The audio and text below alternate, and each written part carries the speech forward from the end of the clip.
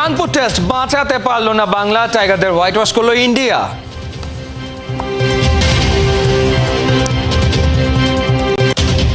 ওভারের হিসেবে 2 দিনও টিকতে পারেনি শান্তরা, হাতুরুর কাছে নেই পরিষ্কার কোনো ব্যাখ্যা।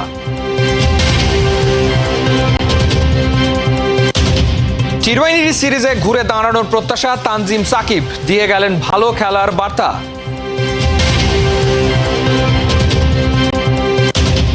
রাজনৈতিক পরিচয় ফেডারেশনে থাকার দিন শেষ হচ্ছে, সার্চ কমিটির যোগ্য সংগঠক খুঁজে। ভারতের কাছে অসহায় আত্মসমর্পণের মাসুল গুনল টাইগাররা। বাজে হারের পর আইসিসি বিশ্ব টেস্ট চ্যাম্পিয়নশিপ 2023-25 চক্রের পয়েন্ট তালিকার 7 নম্বরে নেমে গেছে বাংলাদেশ। টাইগারদের ব্যর্থতার সুযোগে পয়েন্ট টেবিলের 5-এ উঠে গেছে দক্ষিণ আফ্রিকা। কানপুরের ব্যর্থতায় আবারও স্পষ্ট হয়ে উঠেছে টেস্ট ক্রিকেটে বাংলাদেশের ধারাবাহিকতা ধরে রাখার না পারার বিষয়টি। রাওয়ালপিন্ডি থেকে কানপুর গেল 3 সেপ্টেম্বর এভাবেই পাকিস্তানের মাটিতে ঐতিহাসিক টেস্ট সিরিজ জয় করে ট্রফি উঁচিয়ে ধরেছিল বাংলাদেশ। অক্টোবরের শুরুতে এসেই বদলে গেল দৃশ্যপট। রাওয়ালপিন্ডির অর্জন ভারতের গর্জনে রূপ নিল হতাশায়। এটাই যেন প্রকৃত বাংলাদেশের টেস্ট ক্রিকেটের চিত্র। রাওয়ালপিন্ডি দুহাত ভরে দিয়েছিল টাইগারদের। শান্ত লিটনের 7ম উইকেট জুটিতে বিশ্ব রেকর্ড, মুশফিকের সেঞ্চুরি, সাকিবের মাইল ফলক। আরও কত প্রাপ্তি জমা পড়েছিল পাকিস্তানের বিপক্ষে 2 ম্যাচের টেস্ট সিরিজে। টেস্ট স্ট্যাটাস প্রাপ্তির 24 বছরে যা পারেনি টাইগাররা, সেই অনন্য অর্জন ধরা দিয়েছিল আগস্ট সেপ্টেম্বরে। Series victory away from home.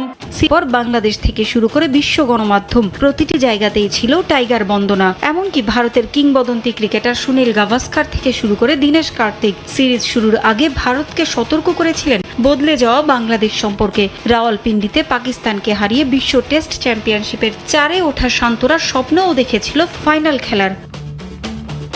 তবে 1 মাসের মধ্যেই স্বপ্ন ভেঙে ধূলিসাৎ বাংলাদেশের। কানপুর টেস্টের শেষ দিনে টিম ইন্ডিয়ার কাছে অসহায় আত্মসমর্পণের পর আইসিসি বিশ্ব টেস্ট চ্যাম্পিয়নশিপ 2023-25 চক্রের পয়েন্ট তালিকার 7-এ নেমে গেছে শান্তরা। 21 অক্টোবর থেকে ঢাকা ও চট্টগ্রামে বাংলাদেশ 2 ম্যাচের টেস্ট সিরিজ খেলবে দক্ষিণ আফ্রিকার বিপক্ষে। কানপুরে ভারতের কাছে বাংলাদেশের হেরে যাওয়ার পর বিশ্ব টেস্ট চ্যাম্পিয়নশিপের পয়েন্ট তালিকার 5-এ উঠে এসেছে প্রোটিয়ারা। বাংলাদেশের চেয়ে 2 ধাপ এগিয়ে থেকে আগামী 16 অক্টোবর ঢাকায় পা রাখবে দক্ষিণ আফ্রিকা।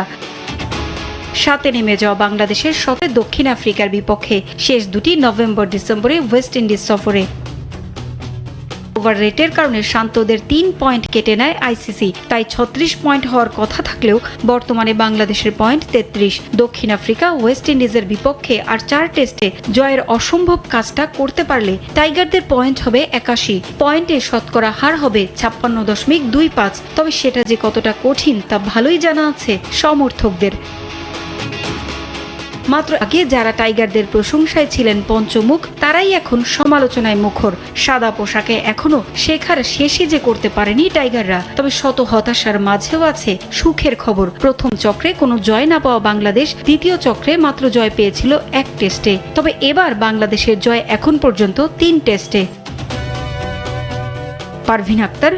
কানপুর টেস্ট বাঁচাতে পারল না বাংলাদেশ, ভারতের কাছে 7 উইকেটে হেরে হোয়াইট ওয়াশ হয়েছে টাইগাররা। গ্রিন পার্কে শেষ দিন প্রথম সেশনে 146 রানে অল আউট হয় বাংলাদেশ। 95 রানের টার্গেট জয়সওয়ালের 50-তে মাত্র 18 ওভারেই ছুঁয়ে ফেলে রোহিতরা। বিস্তারিত পার্থবণিকের। বহুল প্রচলিত একটা প্রবাদ আছে যে নিজের সাহায্য করে না, ভাগ্য তার সঙ্গ দেয় না। কানপুর টেস্টে শান্তরা সেটাই প্রমাণ করলেন। 2.5 দিনের খেলা বৃষ্টিতে নষ্ট হবার পরেও ম্যাচ হারলেন অবিশ্বাস্যভাবে। আর অন্যদিকে মাত্র 6 সেশনে টেস্ট জিতে ভারতীয় শিবিরে স্বস্তির হাসি। অথচ বাংলাদেশের সামনে ছিল সহজ হিসাব, 8 উইকেট নিয়ে কোন রকমে দিনটা পার করা। কিন্তু শুরুতেই হতাশ করেন মমিনুল। আগের ইনিংসের সেঞ্চুরিয়ান এবার 2 রানে আউট। বরাবরের মতো ক্রাইসিস ম্যানেজমেন্টে ব্যর্থ ছিলেন শান্ত।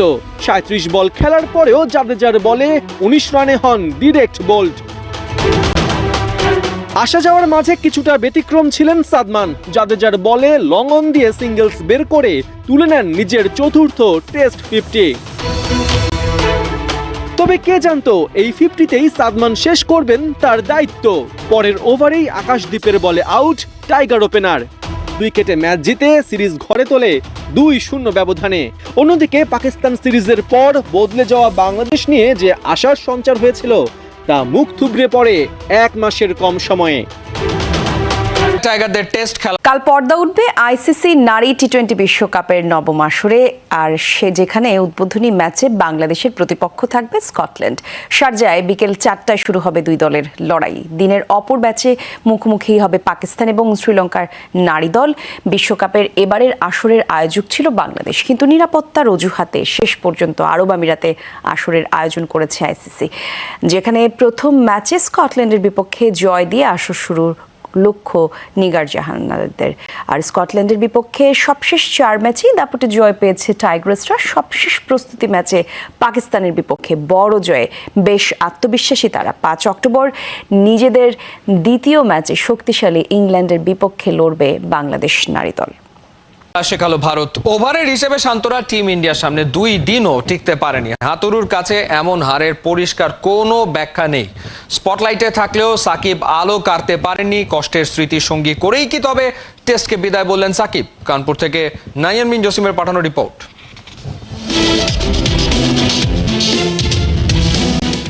নিজের শেষটায় 0 দিয়েই নিজের শূন্যতার গল্পটা লিখে গেলেন সাকিব আল হাসান। টেস্ট ক্যারিয়ারের শেষ ইনিংসে 0 রান। ঠিক কাকতালীয়ভাবে টি-20 ক্যারিয়ারে নিজের শেষ ম্যাচটাতেও আফগানিস্তানের বিপক্ষে করেছিলেন 0। নিজের শেষ টেস্টেও 0 হাতে ফিরছেন।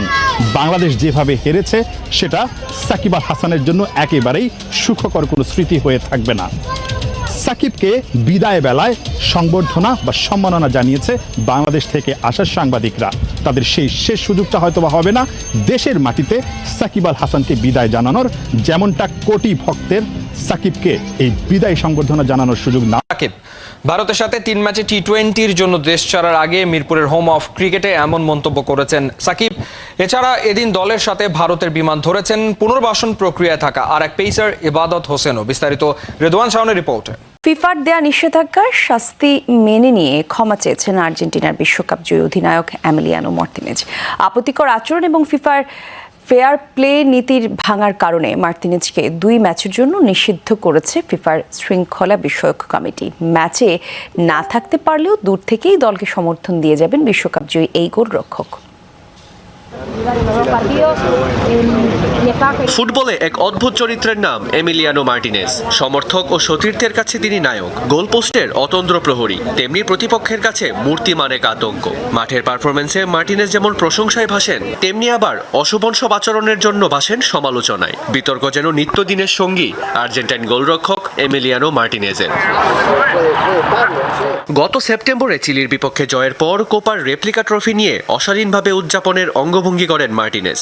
একই উদযাপন ছিল কাতার বিশ্বকাপ জয়ের পরও। সবশেষ বিশ্বকাপ বাছাইয়ের ম্যাচে কলম্বিয়ার বিপক্ষেও একই ঘটনা জন্ম দেন এই আর্জেন্টাইন। মেজাজ হারিয়ে আঘাত করে বসেন ক্যামেরায়, তবে এবার আর পার পাননি তিনি। এই 2 ঘটনায় আপত্তিকর আচরণ এবং ফেয়ার প্লে মৌলিক নীতি ভঙ্গের দায়ে মার্টিনেজকে 2 ম্যাচের নিষেধাজ্ঞা দেয় ফিফা।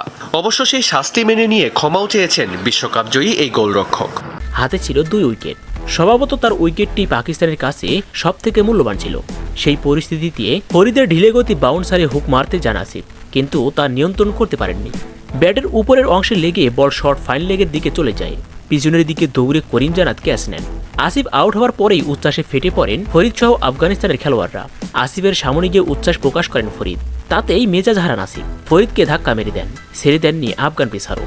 আসিফকে অনুসরণ করতে থাকেন, সম্ভবত কিছু বলতেও থাকেন। তারপরই পিছন ঘুরে ব্যাট উঁচিয়ে ফরিদকে মারতে যান পাকিস্তানের খেলোয়াড় আসিফ। সেই উত্তপ্ত পরিস্থিতি নিয়ন্ত্রণে আনতে চলে আসেন আম্পায়ার এবং আফগানিস্তানের খেলোয়াড়রা। ফরিদ এবং